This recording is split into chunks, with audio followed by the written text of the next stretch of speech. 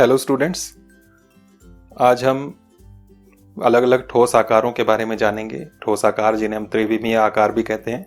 आपके class 8th में math में चैप्टर नंबर 10 है, उसमें हम ठोस आकारों का चित्रण कर रहे हैं। तो उसमें ही हमें अलग अलग ठोस आकार देखने हैं, उनके कुछ खास गुणों को भी हम देखेंगे। तो चलिए शुरू करते हैं। सबसे पहले आप देख रहे हैं यहाँ पर ये है एक घन, इसे हम कहते हैं घन। घन आप देख सकते हैं, इसकी लंबाई चौड़ाई ऊंचाई जो है वो बराबर होती है। इसके सभी फलक जो हैं, सभी फेसेस जो हैं, सतह ये वर्गाकार होती हैं। हर तरफ से ये वर्ग नजर आता है। तो इस तरह की आकृति, इस तरह के आकार को हम घन कहते हैं। अब इसके कुछ गुण भी देखने हैं हमने। गुणों में हम सबसे पहले देखेंगे कि इसमें जो है फलक कितने होते हैं। तो फलक हैं ये, जो इसमें प्लेन सतह नजर आती है उसे हम फलक कहते हैं।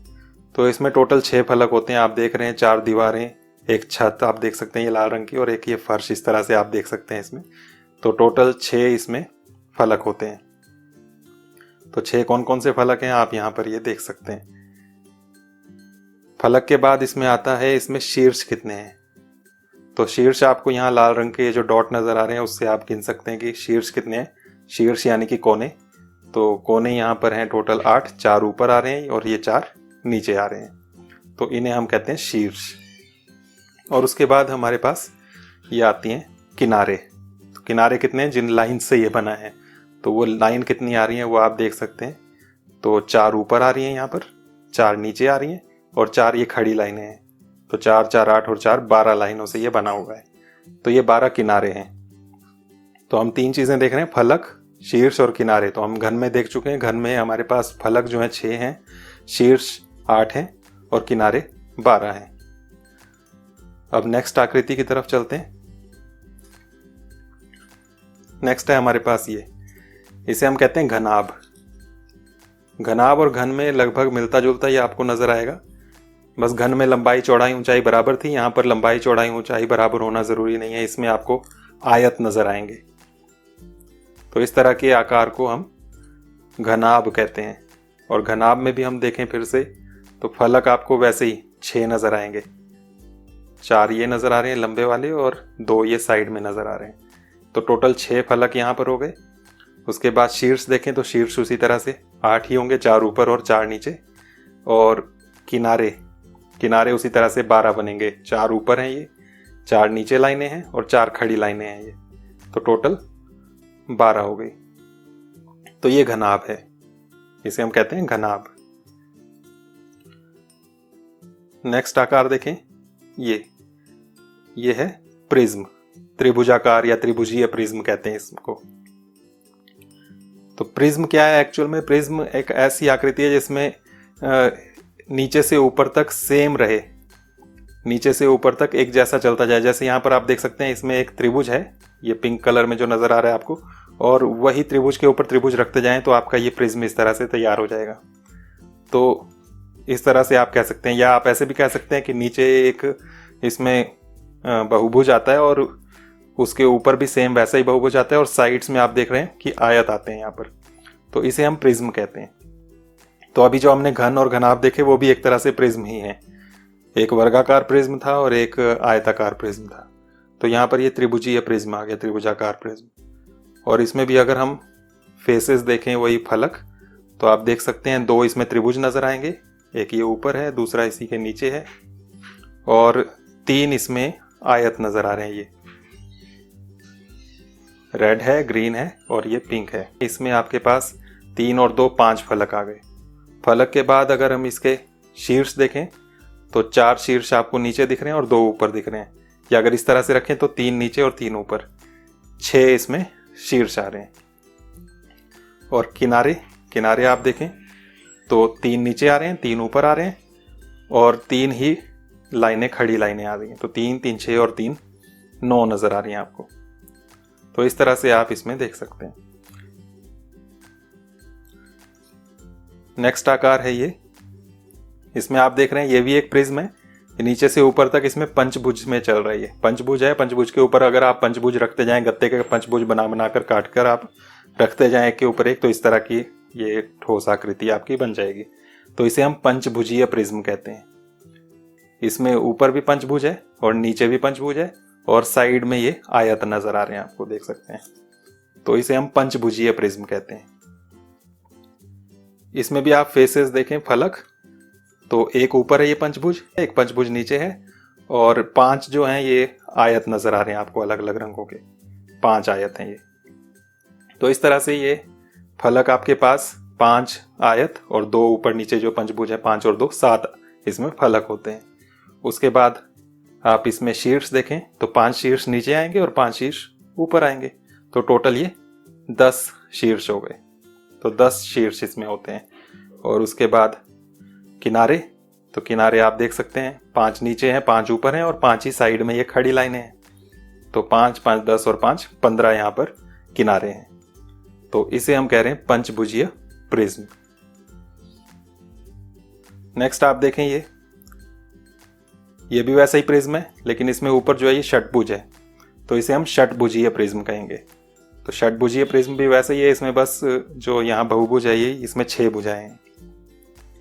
तो इसमें भी आप फलकों की बात करें तो 2 षटभुज आएंगे, एक ऊपर और एक नीचे, और साइड में ये 6 आयत नजर आएंगे। तो 6 और 2 8 इसमें फलक बनेंगे। ये 8 सतहें, 8 फलक जो अलग अलग रंगों की आपको नजर आ रही हैं इसमें। ये 8 फलक हो गए। उसके बाद फिर शीर्ष देखें इसमें, तो शीर्ष हैं ये। तो यहाँ पर शीर्ष आप देख सकते हैं 6 शीर्ष नीचे हैं और 6 ऊपर हैं, तो टोटल 12 शीर्ष इसमें ये आते हैं। और किनारों की बात करें तो किनारे 6 नीचे 6 ऊपर और 6 ही साइड में ये खड़ी लाइनें हैं। तो 6 और 6 12 और 6 18 इसमें किनारे होते हैं। तो ये है षटभुजीय प्रिज्म। इसके बाद अगर हम अभी बहुभुज देख रहे थे, नीचे से ऊपर तक सेम थे, बहुभुज की जगह अगर वृत्त हो जाए तो वृत्त के ऊपर वृत्त रखते जाएं तो क्या बनेगा, तो हमारे पास इस तरह की आकृति बनती है। इसे हम कहते हैं बेलन। तो ये बेलन बन जाता है।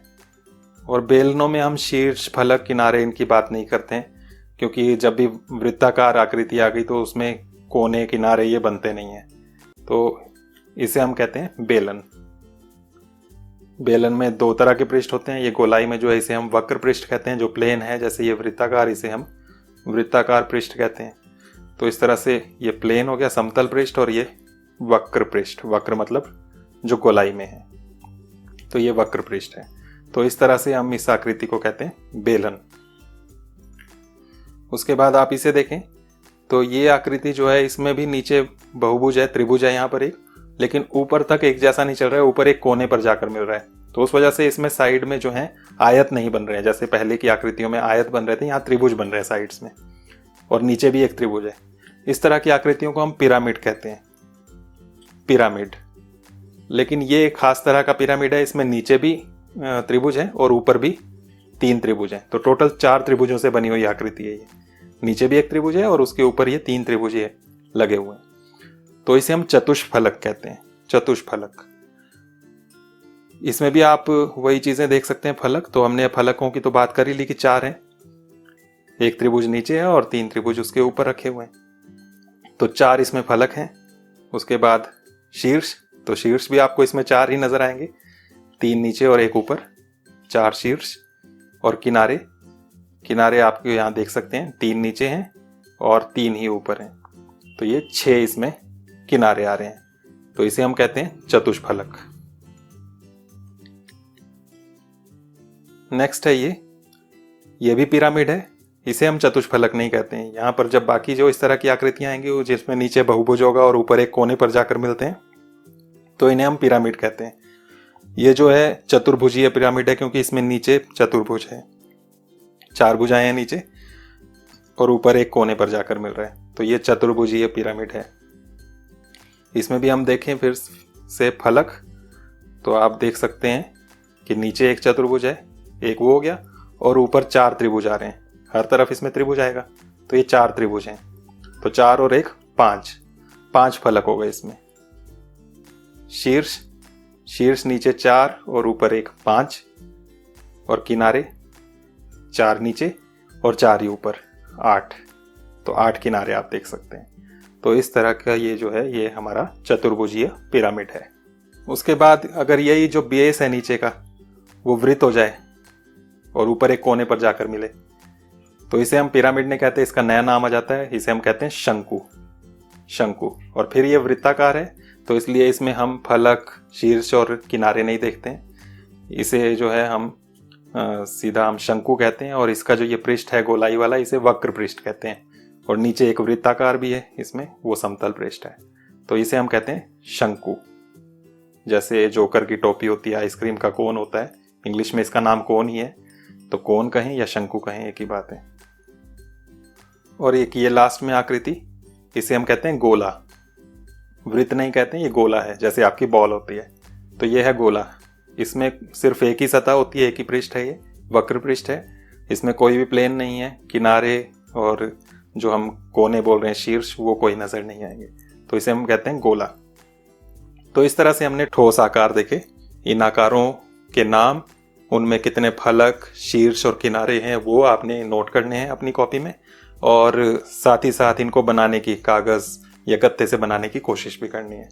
तो आज के लिए इतना ही, नेक्स्ट वीडियो में मिलते हैं। Thank you.